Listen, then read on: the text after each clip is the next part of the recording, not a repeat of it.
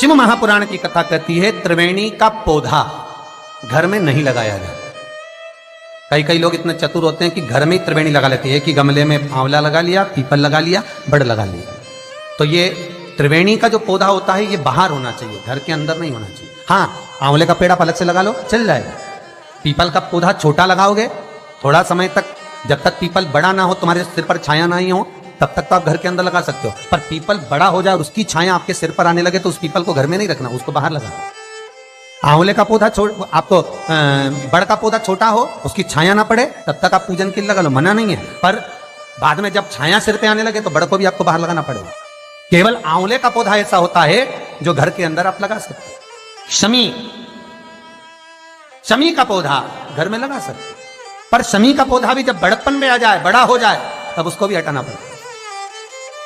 शंकर भगवान को जो बेलपत्र चढ़ती है, शमी पत्र चढ़ता है, उसमें बेलपत्र का जो पौधा है वो परमानेंट कितना भी बड़ा हो जाए वो सुख देगा। पर शमी का पौधा भी ज्यादा बड़ा होगा तो वो आपको हटाना पड़ेगा, ले जाकर लगाना पड़ेगा। छोटा है चलो, पर निवेदन है कि बड़, पीपल और आंवले की त्रिवेणी आप गमले के अंदर ना बना। आप गमले के अंदर, कई माताओं की आदत है कि त्रिवेणी कहां पूजने जाएंगे, त्रिवेणी पे कहां दिया लगाने जाएंगे, तो गमले में त्रिवेणी बना लो, बड़ का पौधा भी लगा लो उसी के अंदर, उसी में आंवले का, उसी में पीपल। वो शिव महापुराण वर्णन नहीं करती। त्रिवेणी घर में, त्रिवेणी बाहर, त्रिवेणी का पौधा बाहर होगा, घर के अंदर नहीं। क्यों? शिव महापुराण की कथा में स्पष्ट कहा गया, जहां त्रिवेणी का पौधा गमले के अंदर होता है वहां उस स्थान पर महाराज कहीं ना कहीं क्लेश का भाव होता है, उस घर में शांति नहीं होती। क्यों? तो उसका भी व्याख्यान गरुड़ पुराण में कहा गया। क्या वर्णन किया गरुड़ पुराण में? कि जब जीव आत्मा को लेकर आया जाता है, सारे सुख दुख सब भोगने के बाद में कुछ समय के लिए उसको पितृलोक में जब लाया जाता है, तब पितृलोक में आने का जो प्रवेश द्वार है, उस द्वार में जब वो जीवात्मा सारे दुख भोग कर, तकलीफ भोग कर वो जीवात्मा जब प्रवेश करती है तो उसको लगता है कि यहां पर फिर मुझे कहीं तकलीफ का अनुभव होगा, तो वो अंदर प्रवेश नहीं करती है। त्रिवेणी का जो पौधा होता है, उसी पौधे के नीचे वो जीवात्मा कुछ देर विश्राम कर लेती है। इसलिए शिव महापुराण कहती है त्रिवेणी बाहर पूजी जाए, त्रिवेणी बाहर लगाए। पर त्रिवेणी का पौधा घर के अंदर गमले में रहेगा। जीवात्माओं को जैसे दुख का भान होता है तो विश्रांति लेते हैं, तो आहूत पितर वासुक, जो प्रेत योनि में भटकने वाले भी जीव होते हैं, वो त्रिवेणी के नीचे कुछ समय के लिए विश्राम लेते हैं। विश्राम महाराज विश्राम। तो शिव महापुराण में और गणेश पुराण के अंदर एक बहुत सुंदर प्रसंग, गणेश पुराण में जैसे दुर्गा का प्रसंग कहा गया है, कल उस प्रसंग को थोड़ा वर्णन करेंगे गणेश पुराण के, कि कौन सी दुर्गा किस चीज के लिए लाभदायक है।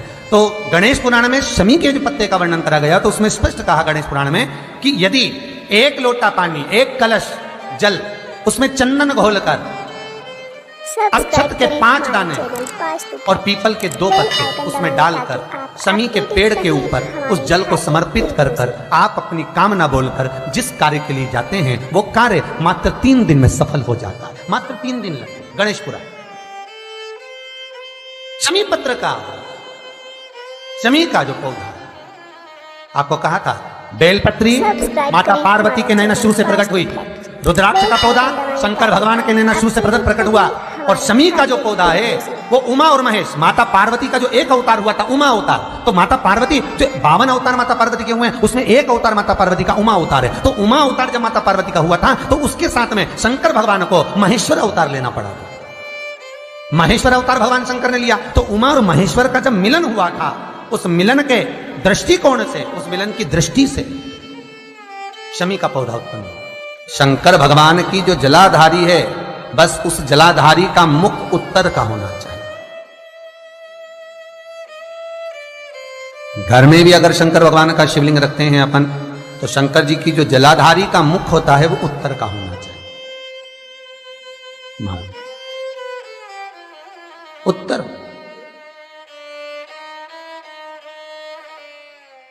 भगवान को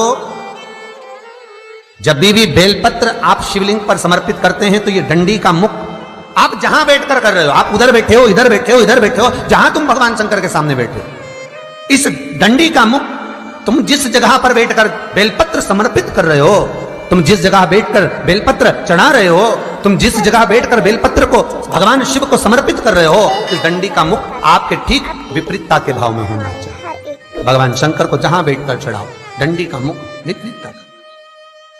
महाराज, जब शमी पत्र भगवान शंकर को समर्पित करो तो शमी पत्र की डंडी का भाग आपकी ओर होना चाहिए।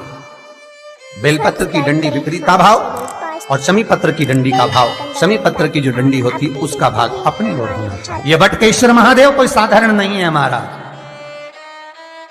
अदालत में केस चल रहा हो, प्रशासनिक कोई परेशानी आ रही हो, कोई एग्जाम निकल नहीं रहा हो, कोई केस अदालत में चल रहा है, नहीं निपट रहा, बड़ के पेड़ के नीचे शिवलिंग का निर्माण करिए